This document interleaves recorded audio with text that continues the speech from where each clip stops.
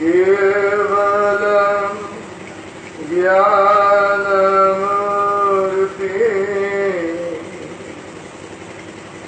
द्वन्द्वातीतं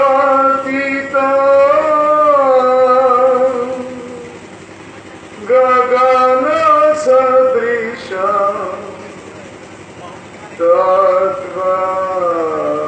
तत्त्वमस्यादि लक्ष्यम् एकमेत्यं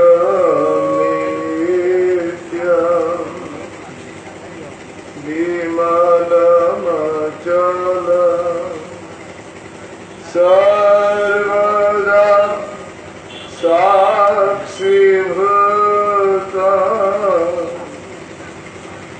भावातीतं त्रिगुणरहितं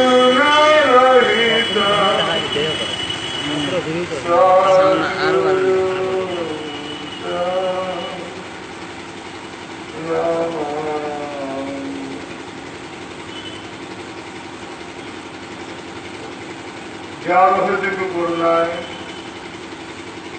ধর্মের পথে চলার সুযোগ পেয়েছে, সেই পরম কৃপাল গুরুদেব চরিত্র গঠন আন্দোলনের স্রষ্টা, অসাম্প্রদায়িক ধর্মীয় সাধনার প্রমূর্ত বিগ্রহ অখণ্ড মণ্ডলেশ্বর শ্রী শ্রীমৎ স্বামী স্বরূপানন্দ পরমেশ্বরের প্রাথমিক চরণে আমার ভক্তিপূর্বক শতকোটি প্রণাম নিবেদন। মদ্গুরুর সঙ্গে অভেদ জ্ঞানে জগতের সকল সদ্গুরু মহাত্মাগণের চরণে আমার শ্রদ্ধাপূর্ব প্রণাম নিবেদন। আজকে এই সভা পরম সম্মানিত সভাপতি মহোদয়, প্রাজ্ঞ আলোচক বৃন্দ, উপস্থিত বিশিষ্ট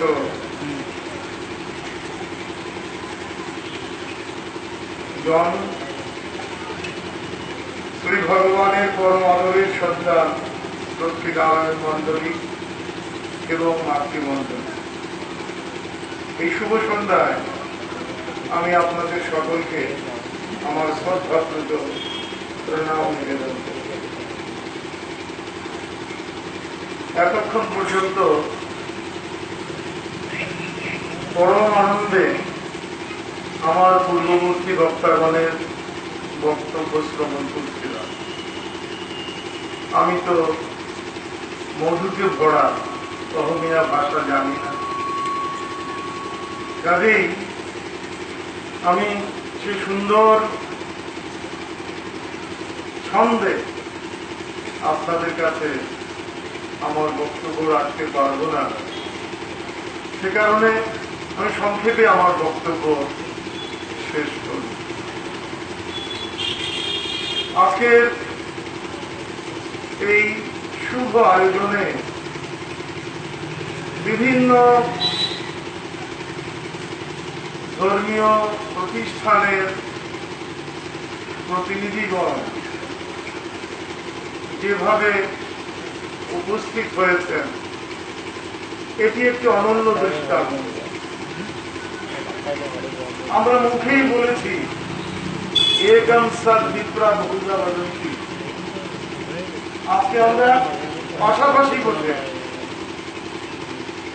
ভগবানের কথা বলে প্রমাণ যে ভিন্ন ভাষায় ভিন্ন ভাবে বলা হলেও আমরা একই ব্রহ্মের কথা বলি।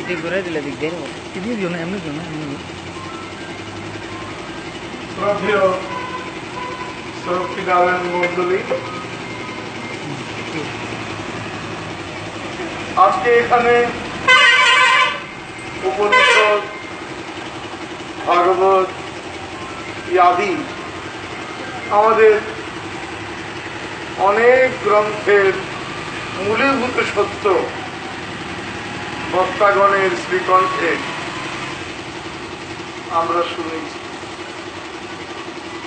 আমরা শুনেছি ভালোবাসাই ধর্ম। পৃথিবীর প্রায় সকল ধর্ম যখন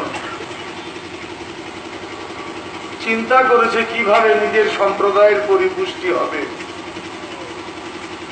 সেই সময় আমাদের ঋষিদের প্রার্থনা ছিল সর্বেষাং মঙ্গলং ভুয়াৎ, সর্বে সন্তু নিরাময়া, সর্বে ভদ্রাণি পশ্যন্তু, মা কষ্টির দুর্ভাগ ভবেৎ।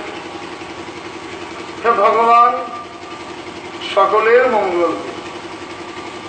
আমি সনাতন ধর্মাবলম্বী, শুধু আমার ধর্মাবলম্বীদের মঙ্গল হোক এটি আমার প্রার্থনা, সকলের মঙ্গল হোক। এই চিন্তাটি সনাতন ধর্মের মৌলিকত্ব। সেখান থেকে বলা যায় that love is Hinduism and Hinduism is love.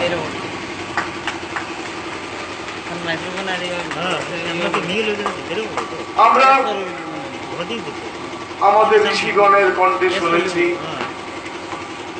ঈশাবাস্যমিদং সর্বং ইয়াৎ কিঞ্চ জগতিয়াম জগৎ।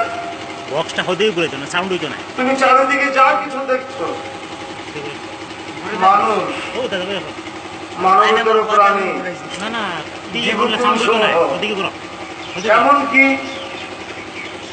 স্থাবর যে প্রাণী, এই সব কিছুর মধ্যেই তোমার ঈশ্বর আছে।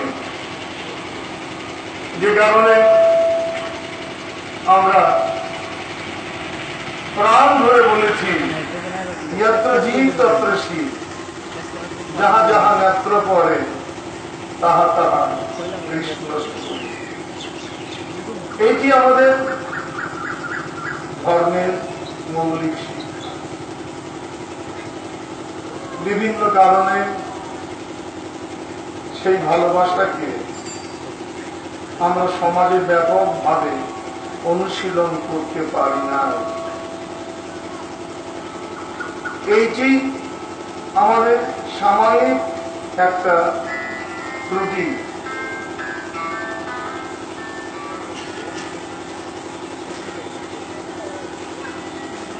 কিন্তু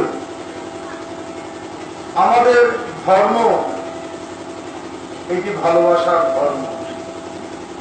আমাদের আজকে আলোচনায় এসেছে উপনিষদের কত চমৎকার বিষয় সমূহ।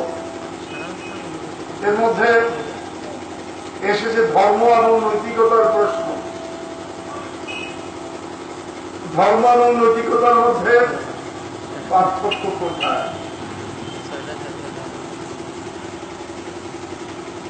ঋষির কাছে শিক্ষা গ্রহণের জন্য শিষ্য গেছে।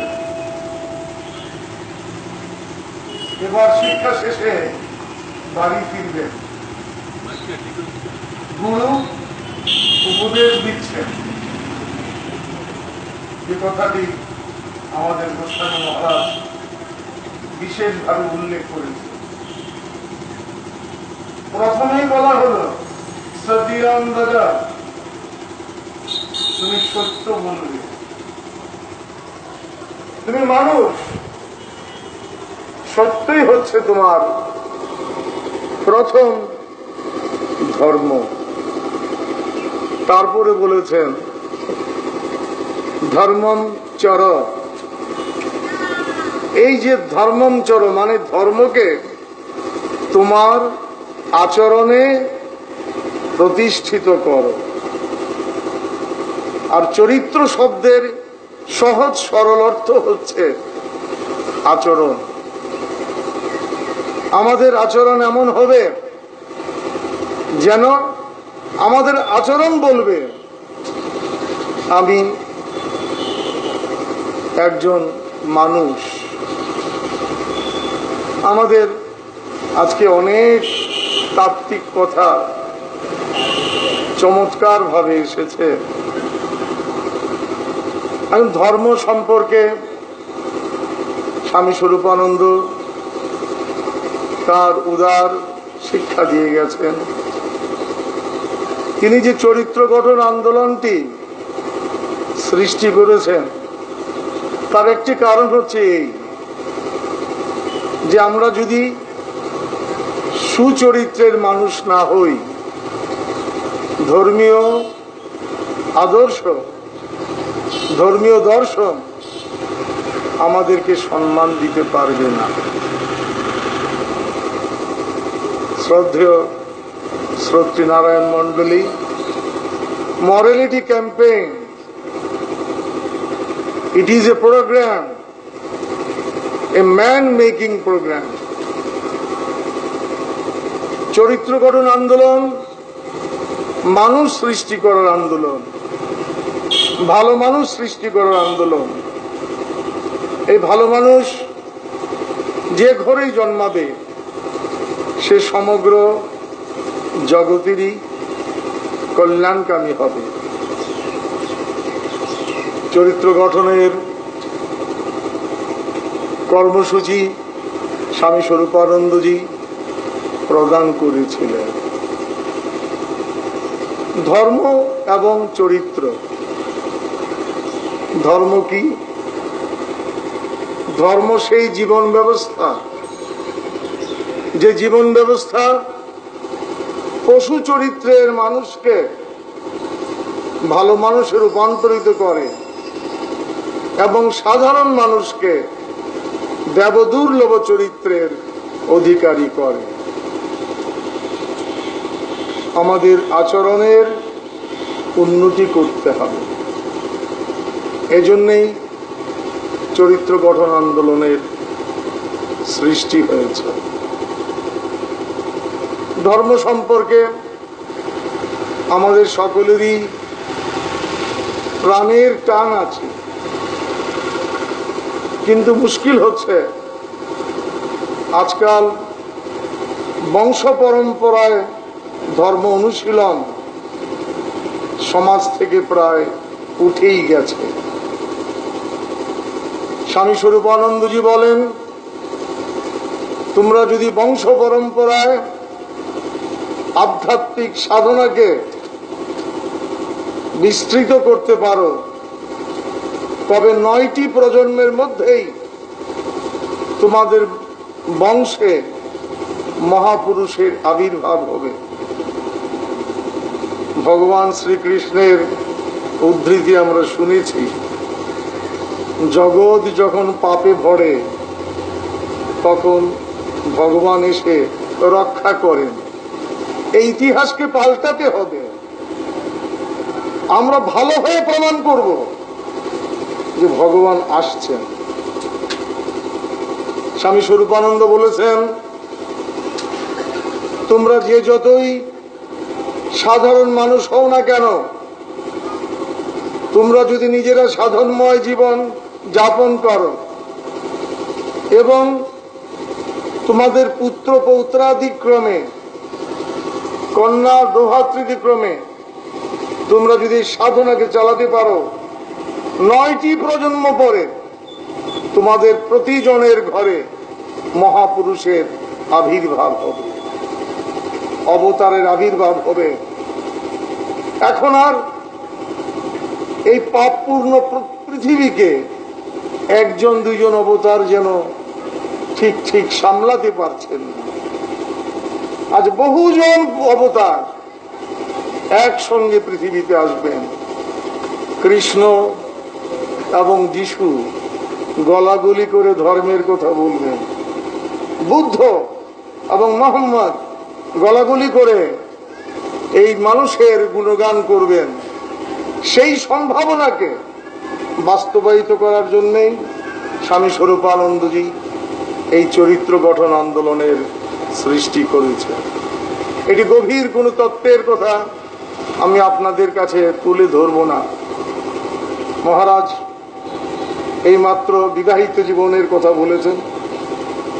বিবাহিত জীবন হলে স্বামী স্ত্রীর কল্যাণে বা পিতামাতার কল্যাণে দৈহিক গুণাবলী পুত্রে বর্তায়, আর আধ্যাত্মিক গুণাবলী যদি তার সঙ্গে যুক্ত করে দেওয়া যায়, এই দৈহিক গুণাবলীর উন্নয়ন দ্রুততর হয়। এটা একটা বিজ্ঞানসম্মত বিষয়। জীবনের স্বাভাবিক নিয়মে যে উন্নয়ন হচ্ছে, যেমন ধরুন বিজ্ঞানের কল্যাণে যেই গাভী 1 সের দুধ দিত, এখন 10 সের দুধ সেখান থেকে আসছে। এটা তো বাস্তবিকতা। তাহলে আমরা মানুষেরা কেন আমাদের গুণাবলীকে উন্নীত করতে পারবো না? এই দৈহিক গুণাবলীর যে উন্নয়ন, তার সঙ্গে যদি আধ্যাত্মিক সাধনাকে যুক্ত করে দেওয়া যায়, তবে তার ফলে আমাদের প্রত্যেকের বংশেই এই আণবিক পরিবর্তনগুলো দ্রুততর হবে। শ্রদ্ধেয় ভক্তমণ্ডলী, এই জন্যই চরিত্র গঠন আন্দোলন। আমাদের শ্রদ্ধেয়া অধ্যাপিকা মহাশয়া তিনি আমাদের ঘরে ঘরে সাধনার কথা বলেছেন, ব্যক্তি জীবনের চরিত্রের কথা বলেছেন। দেখুন, আমরা তো অনেকেই অন্তত আশা করি যে মরণের পরে স্বর্গে যাব। এখন মরণের পরে আমি স্বর্গে যাব না নরকে যাব, এই নিয়ে সর্বজনীন শাস্ত্র পৃথিবীতে আসে না। যে যার বিশ্বাস অনুসারে মনে করেন এই এই কর্ম করলে আমার কল্যাণ হবে। কিন্তু গীতায় শ্রী ভগবান একটি চমৎকার ইঙ্গিত রেখে গেছেন। তিনি বলছেন যে মরণকালে তুমি যেই চিন্তা করবে, সেই চিন্তা মানে যেখানে তুমি শেষ করবে, সেখান দিয়ে তোমার পরবর্তী জন্ম শুরু হবে।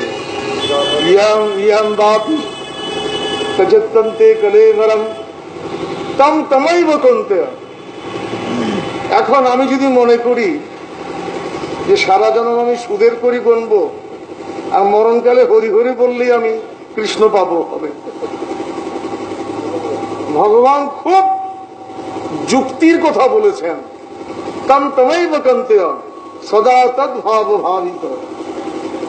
সারা জীবন তুমি যে ভাবনা নিয়ে চলেছ, সেই ভাবনা তোমাকে মরণকালে পেয়ে যাবে। সুতরাং আচরণকে শুদ্ধ করো, আচরণকে ভালো করো।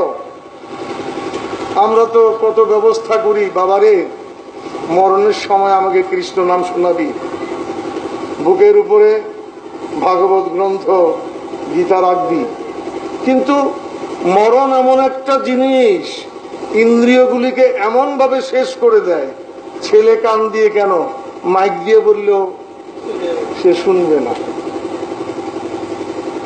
বুকের উপরে গীতা আছে না চটি জুতা আছে, এই বোধ থাকবে না। কাজেই আমাকে এমন জীবনের অধিকারী হতে হবে, যেটা সহজ বাজায় বলেছেন। যখন তুমি এসেছিলে ভবে, একা তুমি কেঁদেছিলে, হেসেছিল সবে, এমন জীবন হবে করিতে গঠন, মরণে হাসিবে তুমি, কাঁদিবে ভুবন। যা হোক, আমাদের সেই সুন্দর চরিত্রের মানুষ হতে হবে, যে ধার্মিক, বিশেষত যে হিন্দু। হিন্দু অনেক কিছু করতে পারে, কিন্তু সে হিংসা করতে পারে না। যে হিংসা করে সে হিন্দু নয়। আজকে আমাদের শ্রদ্ধেয় দিদি বলেছেন অর্থবিত্ত ধর্ম ইত্যাদি সম্পর্কে। মনুসংহিতা বলছে তুমি ধর্ম চিনবি কি করে? আগুন কাকে বলে? এই কাগজটা ধরো, যদি পুড়ে যায় আগুন, হাত দাও, যদি গরম লাগে আগুন, জল খেলে যদি তৃষ্ণা মিলে সে জল। এটা বাংলাদেশের জলও তাই হবে, ভারতের জলও তাই হবে, ভারতের আগুনও তাই বলবে, পাকিস্তানের আগুনও তাই বলবে। বলছে এবার তুমি মেলাও লক্ষণ, ধর্ম কোনটা। সুন্দর সুন্দর আমি বক্তৃতা করে গেলাম, এটা দিয়ে ধর্ম কথা হলো না। এই লক্ষণগুলো মেলাও। প্রথমেই বলছে অহিংসা, ধর্ম তোমাকে অহিংসা দিবে, সর্বজনে ভালোবাসতে শেখাবে। কারণ তুমি না জানো যে সর্বত্রই তোমার ইষ্ট বিরাজ করেন, তুমি হিংসা করবে কাকে? যাকে হিংসা করবে সেই তো তোমার কৃষ্ণ। আর কৃষ্ণকে হিংসা করলে পুণ্য হবে এমন কোন শাস্ত্র পৃথিবীতে আসে না। 2 নম্বর বলছেন সত্যম, তোমাকে সত্যশীল হতে হবে। সত্য মানে যেখানে প্রবঞ্চনা থাকে। মহারাজ যুধিষ্ঠির তিনি দৃশ্যত সত্য কথাই বলেছিলেন, অশ্বতম হত ইতি গজ, কিন্তু উদ্দেশ্য ছিল প্রবঞ্চনা, এই কারণে সেটা সত্য হয় নাই, মিথ্যা বলে পরিগণিত হয়েছে।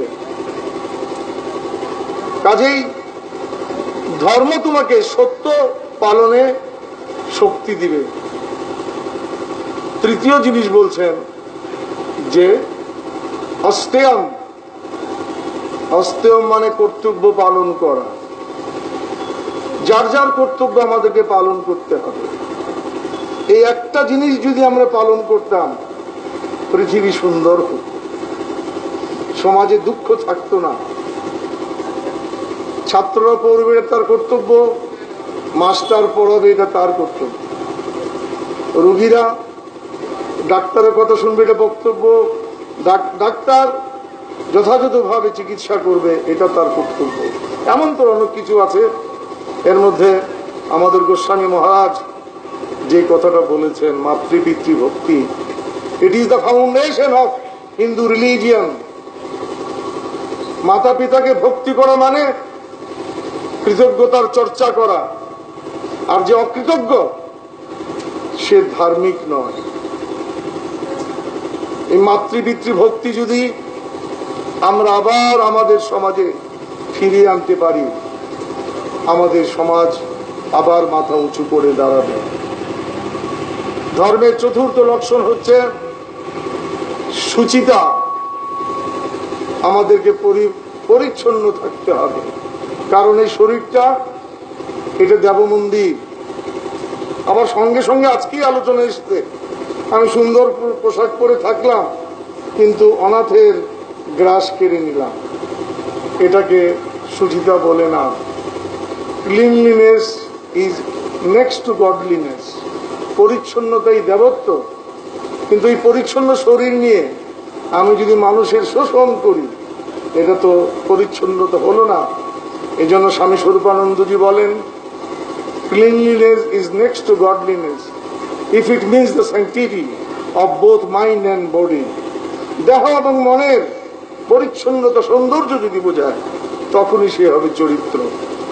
আর পঞ্চম বিষয় হচ্ছে সংযম, যেটা আমরা সকলেই ভয় করি। ছেলে বরং একটু একটু খারাপ কাজ করুক, একটু একটু নেশা ভাঙ করুক, তাও ভালো। সাধু হলে তো মুশকিল। মহারাজ হয়তো আমার সঙ্গে এই বিষয়ে একমত হবেন। সাধু হলে মুশকিল। আরে ব্রহ্মচর্য পালন করতে, সংযম পালন করতে সাধু হতে হয় না, আশ্রম ত্যাগ করতে হয় না।